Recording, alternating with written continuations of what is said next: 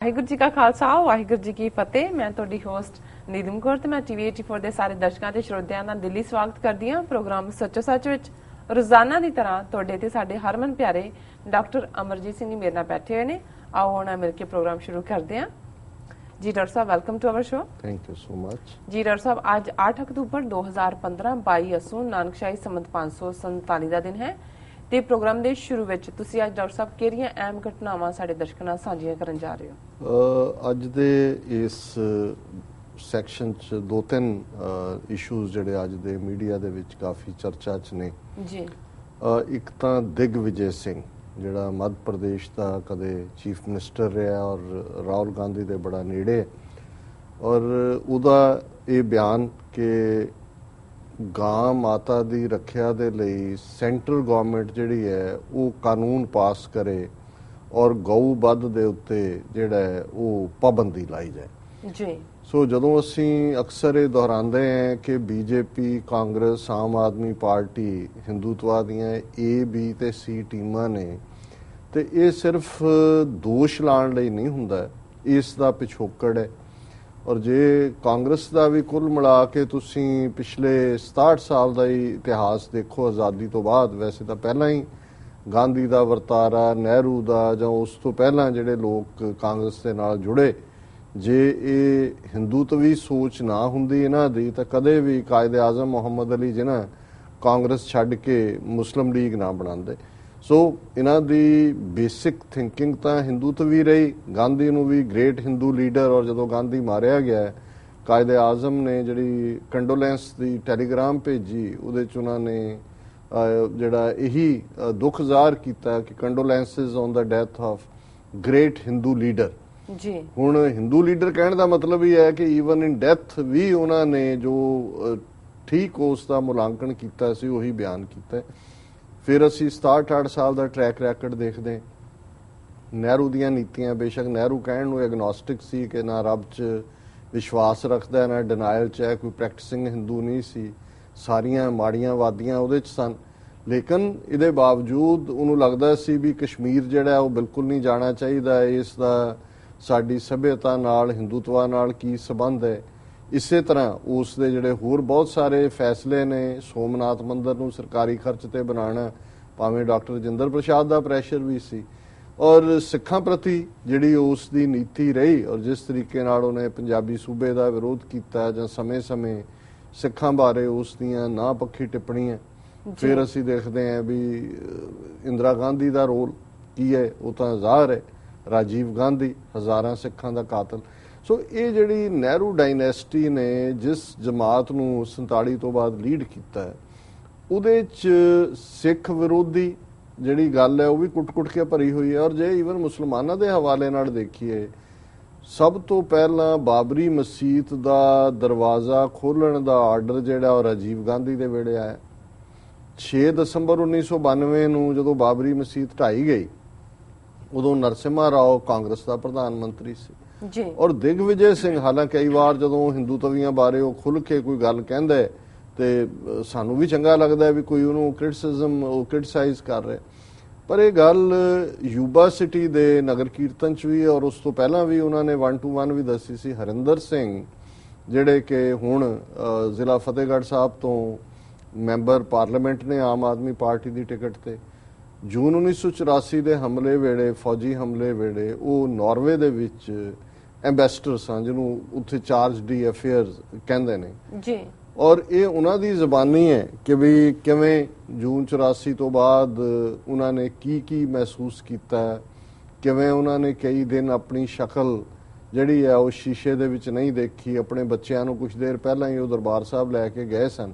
ਪਰ ਜਿਹੜੀ ਗੱਲ ਦਿਗਵਿਜੇ ਸਿੰਘ ਦੇ ਹਵਾਲੇ ਨਾਲ ਹੈ, ਔਰ ਜਿਸ ਤੋਂ ਬਾਅਦ ਉਹਨਾਂ ਨੇ, ਔਰ ਇਹ ਗੱਲ ਉਹਨਾਂ ਨੇ ਯੂਬਾ ਸਿਟੀ ਦੇ ਦੀਵਾਨ 'ਚ ਵੀ ਕਹੀ ਕਿ ਕਿਵੇਂ ਦਿਗਵਿਜੇ ਸਿੰਘ ਜਿਹੜਾ ਉਹਨਾਂ ਦਿਨਾਂ ਦੇ ਵਿੱਚ ਮਿਨਿਸਟਰ ਸੀ ਔਰ ਉਹ ਨਾਰਵੇ ਦੇ ਟੂਰ ਤੇ ਆਇਆ, ਠਹਿਰਿਆ ਜਦੋਂ ਐਮਬੈਸੀ ਦੇ ਵਿੱਚ, ਜਦੋਂ ਵੀ ਕੋਈ ਫੋਰਨ ਦੇ ਟ੍ਰਿਪ ਤੇ ਆਉਂਦਾ ਹੈ ਮੇਨਲੈਂਡ ਤੋਂ, ਜਾਂ ਉਸ ਨੂੰ ਬਰੀਫ ਕੀਤਾ ਜਾਂਦਾ।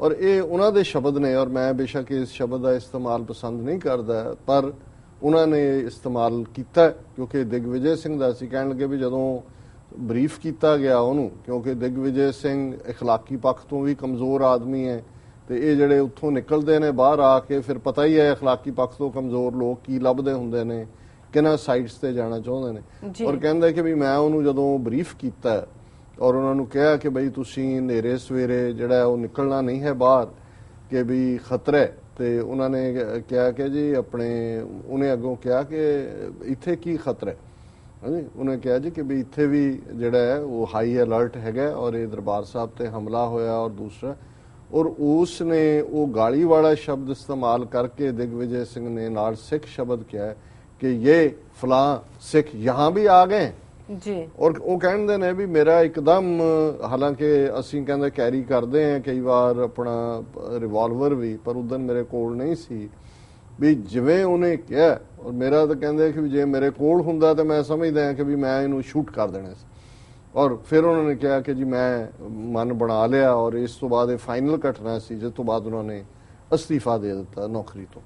ਹੁਣ ਇਹ ਗੱਲ ਜਦੋਂ ਕੋਈ ਅੱਜ ਇਲੈਕਟਿਡ ਮੈਂਬਰ ਪਾਰਲੀਮੈਂਟ ਔਰ ਇਹ ਨਵੰਬਰ ਦੇ ਗੁਰੂ ਗ੍ਰੰਥ ਸਾਹਿਬ ਗੁਰਗੱਦੀ ਦਿਵਸ ਦੇ ਮੌਕੇ ਦੇ ਉੱਤੇ ਜਿਹੜਾ ਯੂਬਾ ਸਿਟੀ 'ਚ ਬਹੁਤ ਵੱਡਾ ਨਗਰ ਕੀਰਤਨ ਹੁੰਦਾ ਹੈ ਔਰ ਇਸ ਵਾਰ ਜੇ ਗੁਰੂ ਨੇ ਚਾਹਿਆ ਤੇ ਸਾਡੀ ਫੁੱਲ ਫਲੈਜ ਟੀਮ TV 84 ਦੀ ਇਸ ਨੂੰ ਕਵਰ ਕਰੇਗੀ।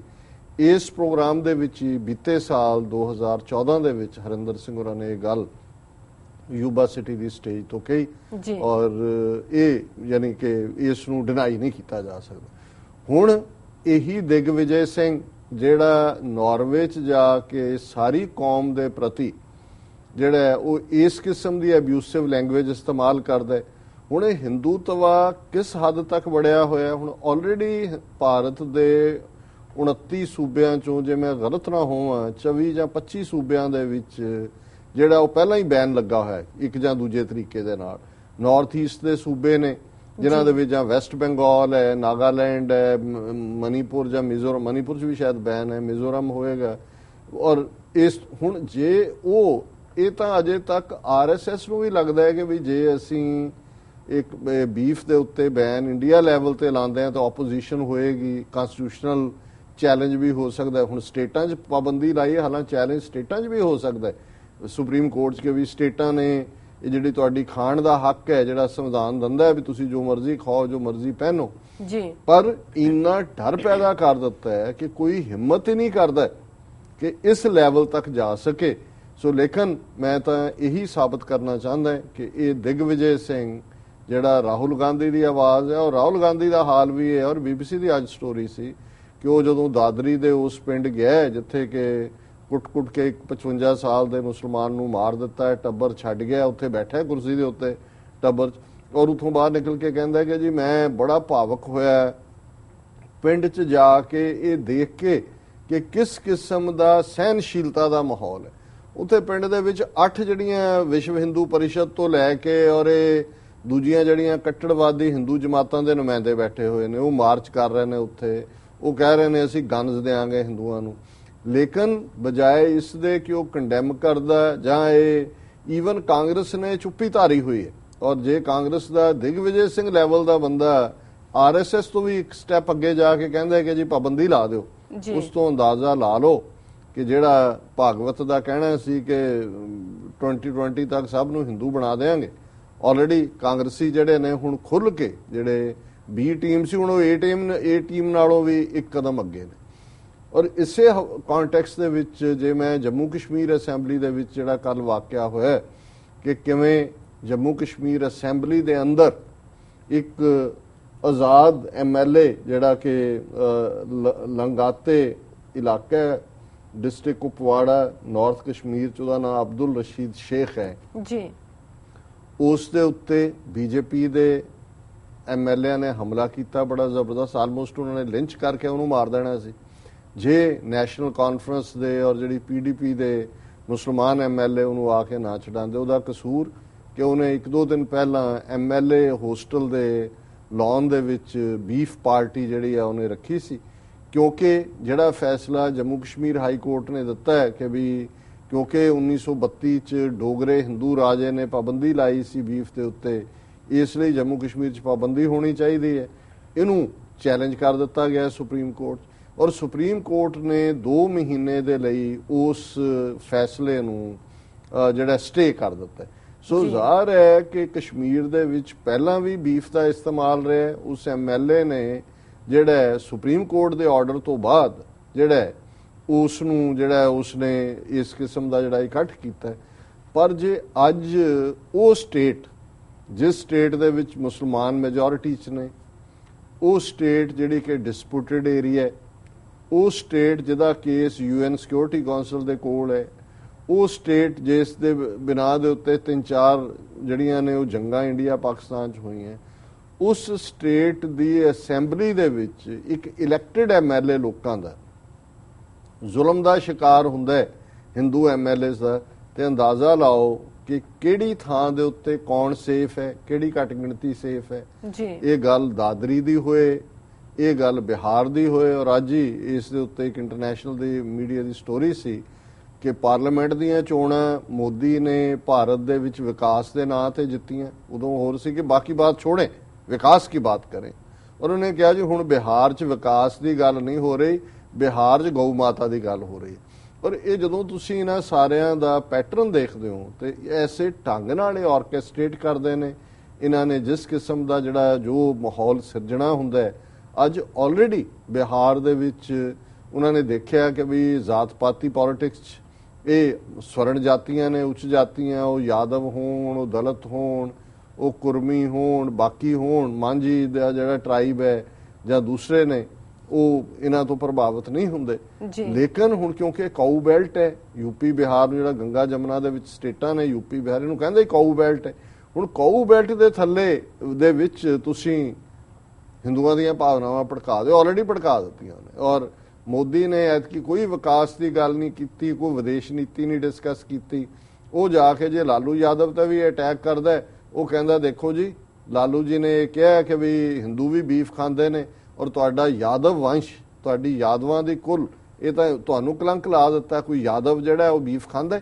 ਸੋ ਜ਼ਾਹਰ ਹੈ ਕਿ ਜਦੋਂ ਪ੍ਰਾਈਮ ਮਿਨਿਸਟਰ ਲੈਵਲ ਦਾ ਬੰਦਾ ਇਸ ਕਿਸਮ ਦੀ ਕਮਿਊਨਲ ਜਿਹੜੀ ਹੈ ਕੈਂਪੇਨ ਕਰਦਾ ਹੈ ਔਰ ਬੀਫ ਦੀ ਗੱਲ ਨੂੰ ਉਹ ਜੰਮੂ ਕਸ਼ਮੀਰ ਅਸੈਂਬਲੀ ਹੋਏ, ਦਾਦਰੀ ਹੋਏ ਔਰ ਈਵਨ ਦਿਗਵਿਜੇ ਸਿੰਘ ਵਰਗਾ ਜਿਹੜਾ ਕਾਂਗਰਸ ਦਾ ਸਪੋਕਸਮੈਨ ਬਣਿਆ ਹੋਇਆ ਹੈ ਔਰ ਮੇਨ ਲੀਡਰਾਂ ਚੋਂ ਹੈ, ਰਾਹੁਲ ਗਾਂਧੀ ਦੇ ਜਿਹੜੇ 2-3 ਸਭ ਤੋਂ ਨੇੜੇ ਨੇ ਉਹਨਾਂ ਚੋਂ ਇੱਕ ਹੈ। ਸੋ ਇਹ ਬਿਆਨ ਉਹਨੇ ਆਪਣੇ ਆਪ 'ਚ ਨਹੀਂ ਦਿੱਤਾ, ਇਹ ਉਹਦੇ ਆਪਣੇ ਆਕਾ ਦੇ ਕਹਿਣ ਤੇ ਹੀ ਦਿੱਤਾ ਹੈ।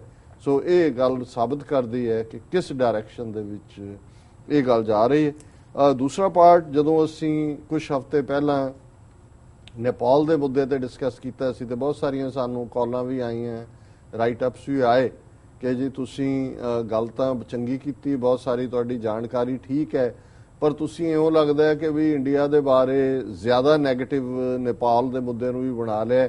ਨੇਪਾਲ ਤਾਂ ਮੋਦੀ ਗਿਆ ਸੀ, ਪਸ਼ੂਪਤੀ ਮੰਦਿਰ 'ਚ ਉਹਨੇ ਪੂਜਾ ਕੀਤੀ ਔਰ ਬੇਸ਼ੱਕ ਉੱਥੇ ਜਿਹੜਾ ਉਹ ਹਿੰਦੂ ਧਰਮ ਨਹੀਂ ਰਿਹਾ ਰਾਸ਼ਟਰ ਧਰਮ, ਲੇਕਿਨ ਉਹਨਾਂ ਦੀ ਸਪਿਰਿਟ ਹਿੰਦੂ ਹੈ ਔਰ ਵਿਸ਼ਵ ਹਿੰਦੂ ਪਰਿਸ਼ਦ RSS ਦਾ ਸਭ ਤੋਂ ਜ਼ਿਆਦਾ ਬੇਸ ਉੱਥੇ ਹੈ। ਲੇਕਿਨ ਅਸੀਂ ਇਸ ਗੱਲ ਨੂੰ ਗੁਰੂ ਦੇ ਭੈ ਭਾਵਨੀ 'ਚ ਰਹਿੰਦੇ ਹਾਂ ਮਾਣ ਨਾਲ ਕਹਿ ਸਕਦੇ ਹਾਂ ਕਿ ਜੋ ਕੁਝ ਸਾਡਾ ਐਨਾਲਿਸਿਸ ਸੀ ਨੇਪਾਲ ਬਾਰੇ, ਉਸ ਤੋਂ ਬਾਅਦ ਅਸੀਂ ਫਿਰ ਇੱਕ ਸਟੋਰੀ ਉਹਦੇ ਤੇ ਕੀਤੀ ਸੀ। ਅੱਜ ਇੰਡੀਅਨ ਮੀਡੀਆ ਵੀ ਇਹ ਮੰਨਣ ਨੂੰ ਤਿਆਰ ਹੈ ਹੁਣ ਪਬਲਿਕਲੀ ਕਿ ਨੇਪਾਲ ਅਸੀਂ ਗਵਾ ਲਿਆ।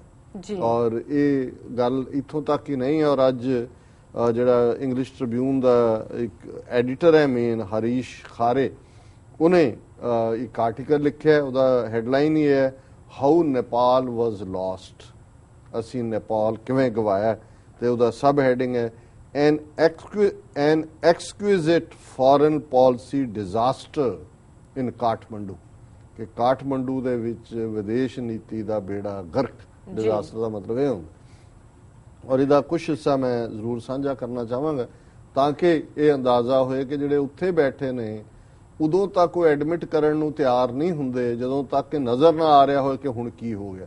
ਉਦੋਂ ਤੱਕ ਨਹੀਂ ਤਾਂ ਬੱਲੇ ਬੱਲੇ ਹੋ ਰਹੇ ਹਨ। ਜੇ ਮੋਦੀ ਬਾਰੇ ਤਾਂ ਉਹਨੂੰ ਸ਼ੈਕਸਪੀਅਰ ਦੀ ਕੋਟ, ਹੀ ਵੈਂਟ ਸੌ ਕੰਕਰਡ, ਉਹ ਗਿਆ, ਉਹਨੇ ਦੇਖਿਆ, ਉਹਨੇ ਜਿੱਤਿਆ।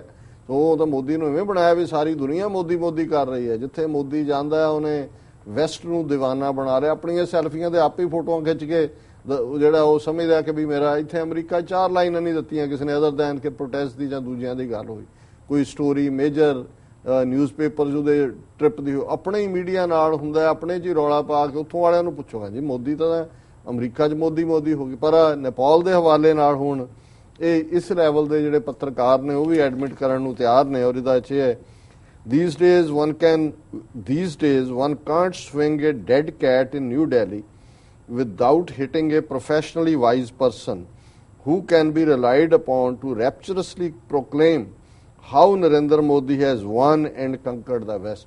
ਉਹਨੇ ਕਿਹਾ ਕਿ ਅੱਜ ਕੱਲ ਦਿੱਲੀ 'ਚ ਜੇ ਇੱਕ ਮਰੀ ਬਿੱਲੀ ਨੂੰ ਵੀ ਹਿਲਾਈਏ ਤੇ ਉਹ ਜਾ ਕੇ ਕਿਸੇ ਅਖੌਤੀ ਸਿਆਣੇ ਦੇ ਵਿੱਚ ਵੱਜੇਗੀ ਜਿਹੜਾ ਇੱਕਦਮ ਇਹ ਕਾਮੈਂਟ ਕਰੇਗਾ ਕਿ ਦੇਖੋ ਮੋਦੀ ਨੇ ਪੱਛਮ ਦੇ ਵਿੱਚ ਜਾ ਕੇ ਸਾਰਿਆਂ ਨੂੰ ਫਤਿਹ ਕਰ ਲਿਆ ਜੀ ਔਰ ਉਹ ਇੱਕ ਜੇਤੂ ਹੈ ਜੀ।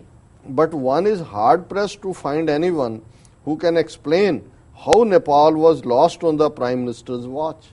ਪਰ ਕਹਿੰਦੇ ਹੈ ਵੀ ਹੈਰਾਨੀ ਇਸ ਗੱਲ ਦੀ ਹੈ ਕਿ ਉੱਥੇ ਕੋਈ ਐਸਾ ਨਹੀਂ ਮਿਲਦਾ ਜਿਹੜਾ ਇਹ ਦੱਸ ਸਕੇ ਕਿ ਨੇਪਾਲ ਮੋਦੀ ਨੇ ਕਿਵੇਂ ਗਵਾ ਲਿਆ। Nepal, how Nepal was lost. Nor will anyone be able to recall when it was last that Nepal chose to take its grievance against India to the United Nations. The correct answer 1989.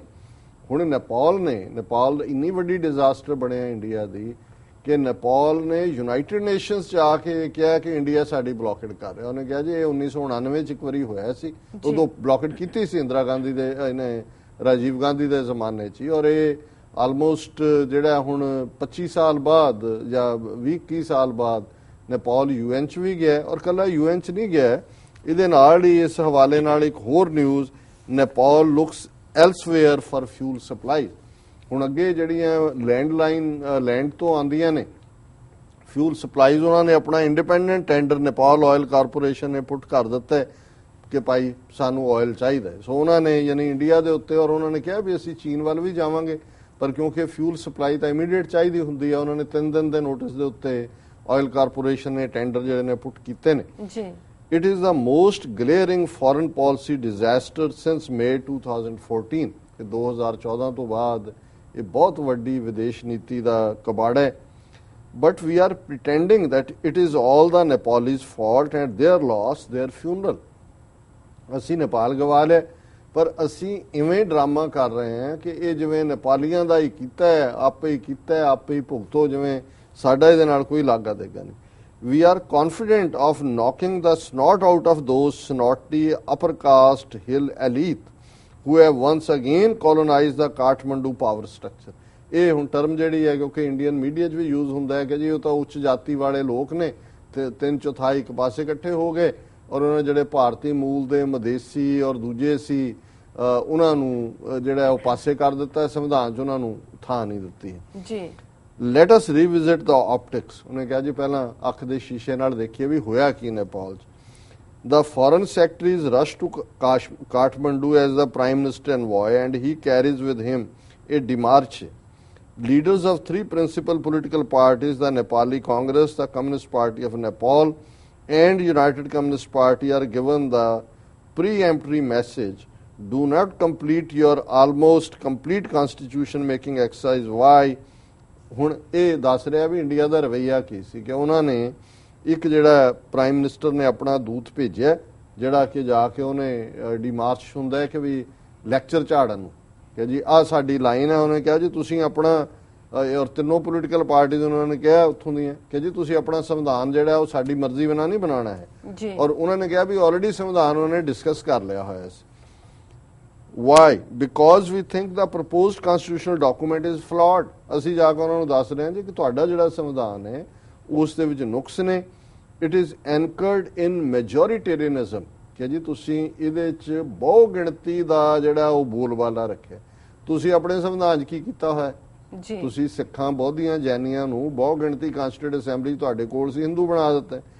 We do not approve of it ਕਿ ਇਹ ਇਹਨਾਂ ਦਾ ਨੁਮਾਇੰਦਾ ਉੱਥੇ ਜਾ ਕੇ ਕਹਿ ਰਿਹਾ ਨੇਪਾਲੀਆਂ ਨੂੰ ਜੀ ਅਸੀਂ ਤੁਹਾਡਾ ਸੰਵਿਧਾਨ ਨੂੰ ਨਹੀਂ ਪ੍ਰਵਾਨਿਤ ਕਰਦੇ। We have at least 6 major suggestions as amendments। The Prime Minister's envoys heard politely। ਉਹਨੇ ਕਿਹਾ ਜੀ ਅਸੀਂ 6 ਤੁਹਾਨੂੰ ਸੁਝਾਅ ਦਿੰਨੇ ਔਰ ਇਹ ਜਿਹੜਾ ਇਹਨਾਂ ਨੂੰ ਵਿੱਚ ਲਿਆਓ। ਉਹਨਾਂ ਨੇ ਕਿਹਾ ਜੀ ਉਹਨਾਂ ਨੇ ਜਿਹੜੇ ਪੋਲੀਟੀਕਲ ਪਾਰਟੀ ਸੀ ਉਹਨਾਂ ਨੇ ਉਹਦੀ ਗੱਲ ਬੜੀ ਧਿਆਨ ਨਾਲ ਸੁਣੀ। A few days later, the new Nepali constitution is signed and promulgated। कि कुछ दिनों बाद उन्होंने साइन करता, संविधान लागू कर दिता है। We sulkily note the new constitutional milestone and then proceed to wink at what the Nepalis call an economical blockade. A country that was so warm and open-hearted in welcoming the Prime Minister just 6 months ago is now hashtagging a back of India.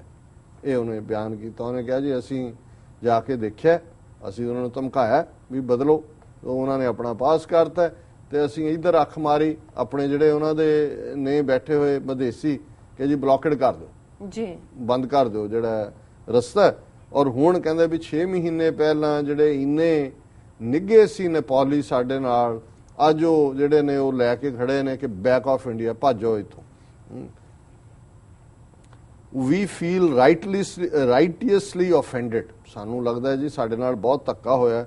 How can these mainstream political parties forget all our hand holding, nudging and hugging of all these years? ਆ ਦੇਖੋ ਜੀ ਨੇਪਾਲੀ ਗੋਰ ਕੇ ਅਕਿਰਤ ਕਾਂਡ, ਅਸੀਂ ਦੇਖੋ ਇਹਨਾਂ ਦਾ ਕਿਵੇਂ ਕਰਦੇ ਰਹੇ ਹਾਂ, ਅਸੀਂ ਇਹ ਕਿਵੇਂ ਸਾਡੇ ਜਿਹੜਾ ਅਸੀਂ ਇਹਨਾਂ ਦੇ ਲਈ ਟੁੱਟ ਮਰਦੇ ਰਹੇ, ਇਹ ਅੱਜ ਸਾਨੂੰ ਜਿਹੜੇ ਨੇ ਜਾਣਦੇ ਨਹੀਂ।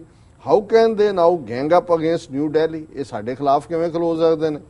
In our new age of machismo, we ask how dare the Nepalis ignore our preference? ਕਿ ਜੀ ਅਸੀਂ ਤਾਂ ਬੜੇ ਮਾਚੋ, ਬੜੇ ਮਰਦ ਬਣ ਕੇ ਨਿਕਲੇ ਹੈ, ਇਹ ਸਾਨੂੰ ਕਿਵੇਂ ਅਣਗੌਲਿਆਂ ਕਰ ਸਕਦੇ ਨੇ? We are new regional power. ਅਸੀਂ ਤਾਂ ਬੜੀ ਵੱਡੀ ਖੇਤਰੀ ਪਾਰਟੀ ਬਣ ਗਏ। We have no doubt and we are not afraid to use our clout. ਸਾਨੂੰ ਕਿਸੇ ਦਾ ਡਰ ਨਹੀਂ, ਅਸੀਂ ਜਿੱਥੇ ਜੋ ਚਾਹਾਂਗੇ ਵਰਾਂਗੇ, ਜਿੱਥੇ ਚਾਹਾਂਗੇ ਸੁੱਕਾ ਕਰ ਦੇਾਂਗੇ। ਅਵਰ ਕਲਾਊਡ ਦਾ ਮਤਲਬ ਇਹ ਜੀ। After all we have been given the sheriff's badge by none other than the sole super power. ਕਿ ਜੀ ਆ ਜਿਹੜੀ ਸੋਲ ਸੁਪਰ ਪਾਵਰ ਅਮਰੀਕਾ ਹੈ, ਇਹ ਆ ਕੇ ਸਾਡੇ ਮੋਢੇ ਤੇ ਲਾ ਗਈ ਹੈ ਬੈਨ ਕਿ ਤੁਸੀਂ ਦਰੋਗਾ ਲਾਤਾ ਹੈ ਸਾਨੂੰ। ਇਹ ਉਹਨੇ ਪੂਰਾ ਬਿਆਨ ਕੀਤਾ ਹੈ ਕਿ ਜੀ ਹੁਣ ਕਿਉਂਕਿ ਅਮਰੀਕਾ ਨੇ ਆ ਕੇ ਜਿਹੜਾ ਸਾਨੂੰ ਦਰੋਗਾ ਬਣਾਤਾ ਹੈ, ਬੈਚ ਲਾਤਾ ਹੈ, ਹਾਂਜੀ ਕਹਿੰਦਾ ਹੌਲਦਾਰ ਬਣਾਤਾ, ਫੀਤੀਆਂ ਲਾਤੀਆਂ, ਹੁਣ ਸਾਨੂੰ ਕਿਹਦੀ ਪਰਵਾਹ ਹੈ। ਬਟ ਸਨਬਡ ਵੀਵਰ, ਇਹ ਅਖੀਰ ਚ ਕਹਿੰਦਾ ਅਸੀਂ ਭਾਵੇਂ ਦਰੋਗੇ ਦਾ ਬੈਚ ਲਾਇਆ, ਭਾਵੇਂ ਖੇਤਰੀ ਪਾਰਟੀ ਬਣੇ, ਪਰ ਮਾਰੀ ਸਾਡੇ ਮੂੰਹ ਤੇ ਚਪੇੜ, ਕਹਿੰਦੇ ਭਾਂਟਣੀਆਂ ਦੇ ਦਿੱਤੀਆਂ। ਸਨਬਿੰਗ ਇਹ ਹੁੰਦੀ ਹੈ, ਅੰਗਰੇਜ਼ੀ ਵਾਲੇ ਥੋੜੇ ਗੋਰੇ ਇਦਾਂ ਚਪੇੜ ਨਹੀਂ ਨਾ ਮਾਰਦੇ ਜਿਵੇਂ ਸਾਡੇ ਮਾਰਦੇ ਨੇ, ਸੋ ਇਹ ਵਿਚਾਰੇ ਸਨਬ ਤੇ ਹੀ ਰੁਕ ਜਾਂਦੇ ਨੇ। ਸਾਡੇ ਹੁੰਦਾ ਕਿ ਉਹ ਭਾਂਟਣੀਆਂ ਦੇ ਦਿੱਤੀਆਂ ਜੀ, ਐਂਡ ਸਨਬਡ ਵੀ ਵਰ ਐਂਡ ਗਲੋਰੀਅਸਲੀ ਸੋ। ਔਰ ਕਹਿੰਦਾ ਵੀ ਮਾਰੀ ਵੀ ਉਹਨਾਂ ਨੇ ਐਨ ਸ਼ਰੇ ਬਾਜ਼ਾਰ ਸਭ ਦੇ ਸਾਹਮਣੇ। There is no other way to put it. ਕਹਿੰਦਾ ਹੋਰ ਮੈਂ ਹੁਣ ਕੀ ਸ਼ਬਦ ਕਵਾਂ ਜੋ ਸਾਡੇ ਨਾਲ ਹੋਇਆ। And perhaps it is just as well that this exquisite foreign policy disaster has come early enough. ਕਹਿੰਦੇ ਕਿ ਵੀ ਬਹੁਤ ਜਲਦੀ ਹੋ ਗਿਆ ਸਾਡੇ ਨਾਲ, ਇਹ ਤਾਂ ਟਾਈਮ ਲੱਗਣਾ ਚਾਹੀਦਾ। It throws light on the new warpedness that has come to define the policy making process in New Delhi. ਉਹਨੇ ਕਿਹਾ ਜੀ ਆ ਜਿਹੜੀ ਨਵੀਂ ਹੁਣ ਪਾਲਿਸੀ ਮੇਕਰ ਆਇਆ, ਇਹ ਇਹਨਾਂ ਦੀਆਂ ਕਰਤੂਤਾਂ ਕਿ ਅੱਜ ਸਾਡਾ ਨੇਪਾਲ ਨੇ ਵੀ ਇਹ ਹਾਲ ਕਰ ਦਿੱਤਾ। Unfortunately, the Nepal mess is one setback that cannot be laid at the door of the duplicitous Pakistanis or the devious Chinese. ਕਹਿੰਦੇ ਵੀ ਬਾਕੀ ਜੋ ਹੁੰਦਾ ਅਸੀਂ ਕੋਈ ਪਾਕਿਸਤਾਨ ਦੇ ਖਾਤੇ 'ਚ ਪਾ ਦਿੰਦੇ ਕਿ ਜੀ ਉਹ ਜਿਹੜੇ ਨੇ ਜਾਲੀ ਪਾਕਿਸਤਾਨੀ ਜਾਂ ਸ਼ੈਤਾਨ ਚੀਨੇ ਕਰ ਦਿੱਤੇ, ਪਰ ਇਹ ਜਿਹੜਾ ਮੈਸ ਅਸੀਂ ਕ੍ਰੀਏਟ ਕੀਤਾ ਇਹਦੇ 'ਚ ਨਾ ਪਾਕਿਸਤਾਨ ਦਾ ਨੂੰ ਅਸੀਂ ਕਹਿ ਸਕਦੇ ਨਾ ਚੀਨ ਨੂੰ, ਇਹ ਸਾਡੀ ਆਪਣੀ ਕਰਤੂਤ ਹੈ। This is disaster entirely of our own making. It is self inflicted. ਇਹ ਡਿਜ਼ਾਸਟਰ ਸਾਡੀ ਆਪਣੀ ਕੀਤੀ ਹੋਈ ਹੈ, ਇਹ ਆਪਣੇ ਪੈਰ ਤੇ ਅਸੀਂ ਆਪ ਕੁਹਾੜੀ ਮਾਰੀ ਹੈ। ਸੋ ਇਸ ਨੂੰ ਕਹਿੰਦੇ ਨੇ, ਕੀ ਕਹਿੰਦੇ ਨੇ ਇਸ ਨੂੰ, ਕੱਲ ਅਸੀਂ ਕਰ ਰਹੇ ਸੀ, ਮੈਂ ਨਾਲ ਹੀ ਕਹੀ ਜਾਂਦਾ ਸੀ ਜੀ, ਦਰਵਾਟ ਜਿਹੜਾ ਹੈ ਉਹਨੂੰ ਕੀ ਕਹਿੰਦੇ ਨੇ, ਉਹ ਦਰਵਾਟ ਹੀ ਕਹਿੰਦੇ ਨੇ। ਜਿਹੜਾ ਦੂਸਰਾ ਸ਼ਬਦ ਮੈਨੂੰ ਨਹੀਂ ਸੀ ਖਿਆਲ ਆਇਆ ਉਹ ਸੀ ਸਰਦਲ ਜੀ, ਕਿਉਂਕਿ ਜਦੋਂ ਅਸੀਂ ਦਰਵਾਟ ਉੱਪਰ ਖਰਚ ਮੰਗਾ ਜਬੀ ਦੇ ਤਾਂ ਖਾਏ, ਮੈਂ ਕਿਹਾ ਮੈਂ ਦਰਵਾਟ ਇਸਤੇਮਾਲ ਵੀ ਕਰ ਰਹੇ ਹਾਂ। ਸੋ ਇਸੇ ਤਰ੍ਹਾਂ ਜਿਹੜਾ ਦੂਸਰਾ ਸ਼ਬਦ ਹੈ ਸਰਦਲ ਜੀ। ਸੋ ਇਹ ਕੱਲ ਦੀ ਭੁੱਲ ਸੁਧਾਰ ਤੇ ਅੱਜ ਨੇਪਾਲ ਦੀ ਜਿਹੜੀ ਹਾਲਤ ਹੈ ਇਹਨਾਂ ਦੀ, ਵਿਚਾਰੇ ਆਪ ਹੀ ਰੋ ਰਹੇ ਨੇ ਕਿ ਬੜੇ ਬੇਆਬਰੂ ਹੋकर ਤੇਰੇ ਕੂਚੇ ਸੇ ਹਮ ਨਿਕਲੇ। ਜੀ ਵਾਹ ਵਾਹ ਡਾਕਟਰ ਸਾਹਿਬ, ਤੁਹਾਡਾ ਬਹੁਤ ਬਹੁਤ ਸ਼ੁਕਰੀਆ ਇਸ ਨਾਲ